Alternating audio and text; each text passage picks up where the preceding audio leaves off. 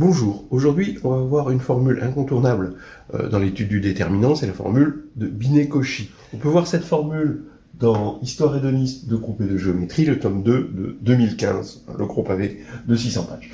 Voilà, c'est dans le chapitre 1. Bon, donc c'est pas la peine de se taper toutes les 600 pages. Le théorème de Binet-Cauchy dit la chose suivante: si on prend deux matrices A et B, bon, rectangulaires mais multipliables, alors on peut regarder les mineurs du produit AB. Alors multipliable parce qu'il y a le même L ici, donc ça c'est une matrice à K ligne L colonne, et là L ligne M colonne B. Alors on peut regarder, on choisit un certain ensemble de lignes et un ensemble de colonnes, d'accord, qui ont même cardinal, pour pouvoir construire dans AB une sous-matrice carrée dont on prend le déterminant, ça s'appelle un mineur. Eh bien, le mineur IJ de AB, c'est la somme pour toutes les parties d'un ensemble à L éléments, de 1 à L, et de cardinal R, de delta IK, donc les parties je les appelle K, de delta IK de A, delta KJ de B. Voilà. Bon, et R, c'est le cardinal commun de I et de J pour pouvoir, évidemment, construire des mineurs. Voilà cette jolie formule. Alors on se rend compte qu'on peut se ramener à une situation un petit peu plus simple, qui est ici. Qu'est-ce qu'on fait? On change A en A restreint juste à ces lignes numérotées par I. De même, on change B en transformant B, on se restreint à B limité à ces colonnes qui sont indexées par J. Et là, dans ce cas-là, maintenant, comme I et J sont cardinal R, eh ben, on va avoir une matrice RL, et pour B, une matrice LR, ce qui fait que quand on va multiplier, on va avoir une matrice RR.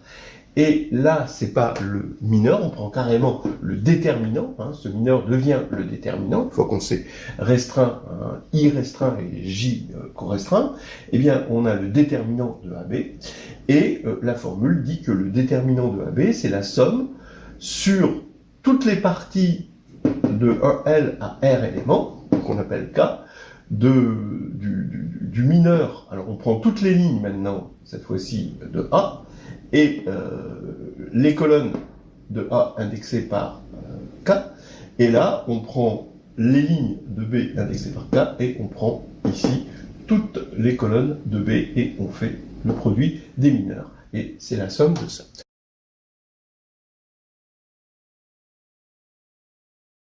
Alors cette formule de Binet-Cauchy, on la connaît déjà dans des situations extrêmes. Regardez ici, si je prends pour A et B, de deux matrices avec R égale L, alors dans ce cas-là, on a tout simplement un seul terme, puisqu'il n'y a qu'une seule partie à R éléments dans un L, puisque R égale L, et là, on va avoir det de AB égale det de A fois det de B. Bon, formule illustrative. Deuxièmement, ici, si R égale 1, je vais le reprendre ici, d'accord, si on est dans le cas R égale 1, alors ici, le cardinal de I et le cardinal de J, c'est 1. Ça veut dire que ici, c'est juste le coefficient IJ de AB, du produit AB. Et on sait que le coefficient IJ du produit AB, c'est la somme pour K égale 1 à L, ici, de petit a indice I, K, petit b indice KJ. Bon, ça c'est la définition de la multiplication de deux matrices multipliables. Alors ça veut dire que la formule de Binet-Cauchy, elle fait le pont entre deux formules connues, la définition de la multiplication de deux matrices et la propriété fondamentale du déterminant.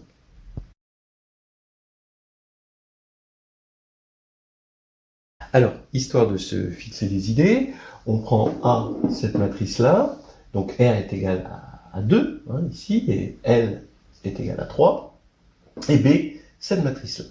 Donc quand on fait le produit de ces deux matrices, ça fait cette matrice. Maintenant, j'affirme que le déterminant de cette matrice, donc c'est cette formule-là. Alors, qu'est-ce qu'il faut faire? Il faut choisir toutes les parties K à 2 éléments dans un ensemble à 3 éléments ici. Donc je vais commencer par ça, ensuite ça, et K, là, K va fixer les colonnes choisies de A, puis le même K fixe les lignes choisies de B. D'accord ? Donc quand je fixe ça, quand je fais ça, etc. Donc ça me fait cette formule-là. Donc vous pouvez voir par exemple ici j'ai 1, moins 2, moins 1, 1, et ici je vais avoir moins 3, 2, 1, moins 1. Ensuite je vais prendre 1, moins 2, 2, moins 3, 1, moins 2, 2, moins 3, et là je vais prendre moins 3, 2, 1, 1. Voilà. Donc on développe ça, et on a évidemment 3 termes, hein, c'est 2 parmi 3, et donc ça va nous faire cette formule-là, hein, et on vérifie que moins 2, ça fait moins 1, moins 5, plus 4. Ça marche. Bon, alors maintenant, ce qu'on va faire, c'est donner une preuve avec un minimum de calcul. C'est-à-dire en utilisant au maximum les structures qui sont à notre disposition. En gros, c'est ça, l'algébriste, c'est quelqu'un qui est calculophobe et structurophile. D'accord ? Et on va juste regarder quel est, en quelque sorte, le squelette de cette formule-là. Et on va juste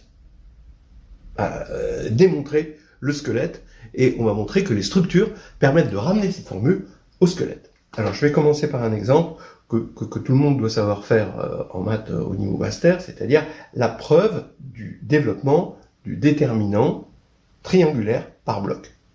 Que c'est juste le produit des déterminants des blocs diagonaux.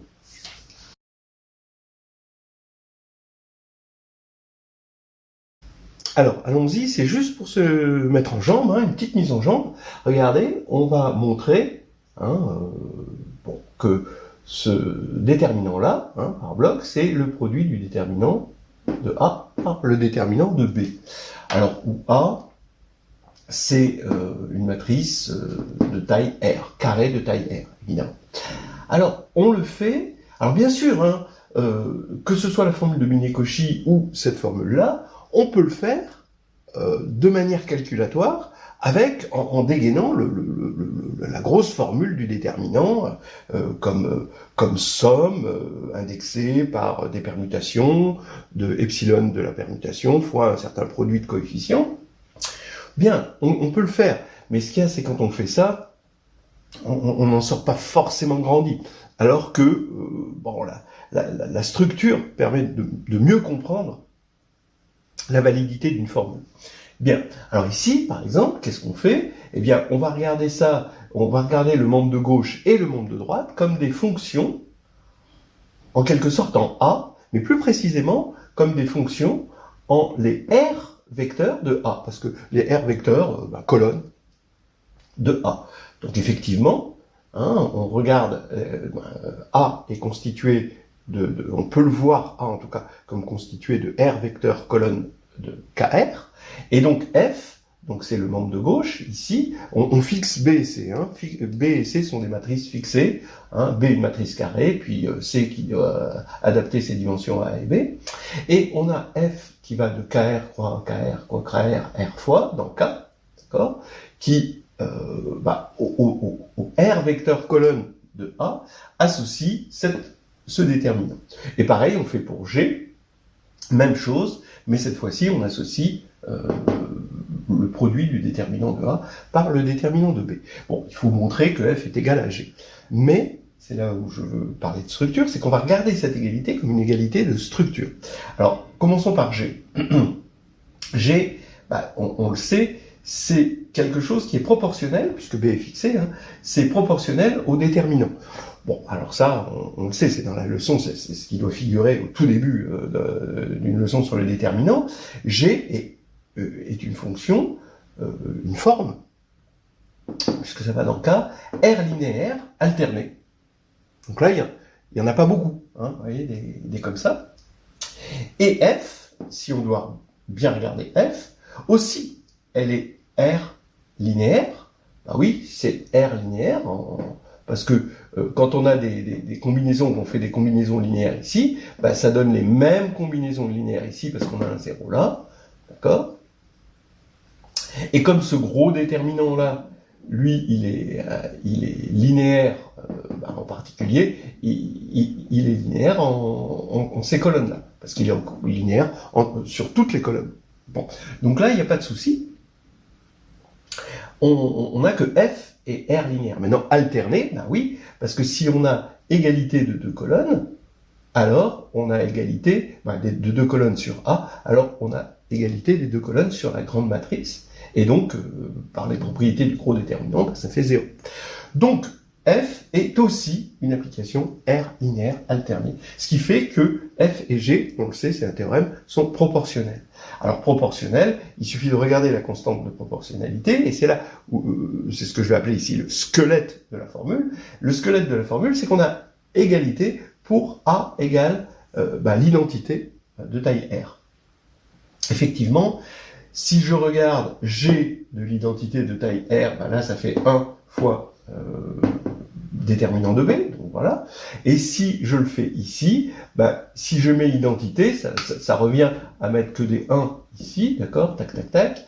Et là, on connaît le développement par rapport à une colonne. Ici, par récurrence, on montre que ça fait à la fin le déterminant de B, ici. Voilà. Donc on a égalité, ce qui fait que F et G sont carrément égales. Donc voilà, structure et squelette ici, et on comprend mieux les formules qu'on fait. C'est exactement ce qu'on va faire pour la preuve de Binet-Cauchy, mais la structure va être un petit peu plus délicate.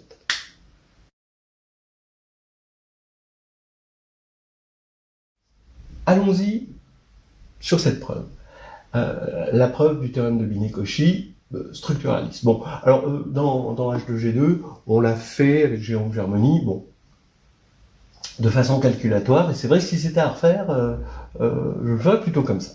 Alors regardez, on va regarder le membre de gauche, ici, d'être de AB, comme une fonction en les lignes de A et les colonnes de B. D'accord ?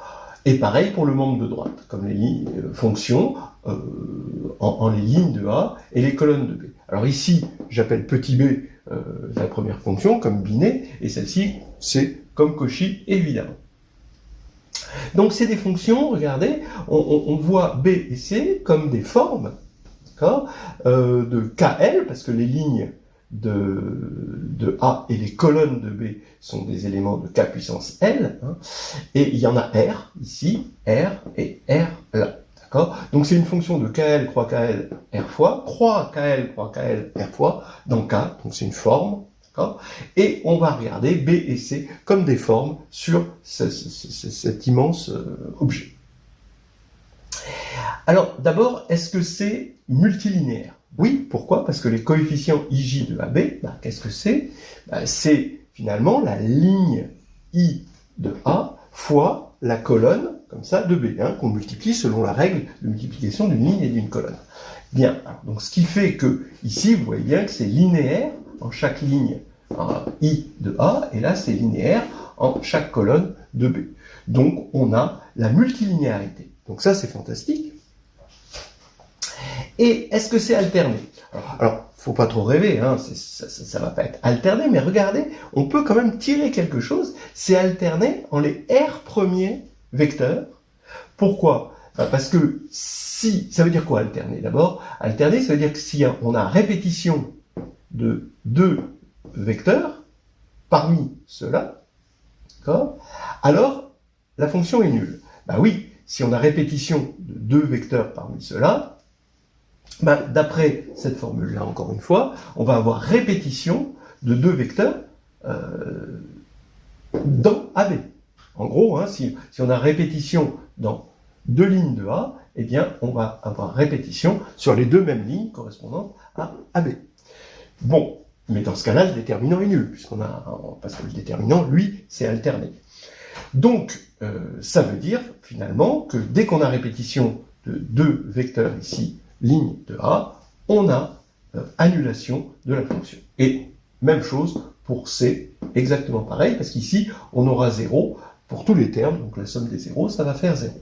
Et on fait pareil pour B, ce qui veut dire que les fonctions petit b et petit c sont non seulement multilinéaires, mais en plus semi-alternées en les R premiers vecteurs et les R derniers.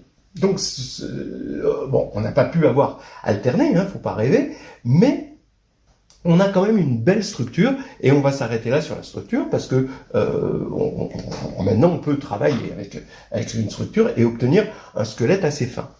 Alors, regardez, d'abord on va utiliser la multilinéarité, en disant que les lignes, eh bien, elles s'écrivent en fonction de la base canonique de KN, que j'appelle les EJ ici.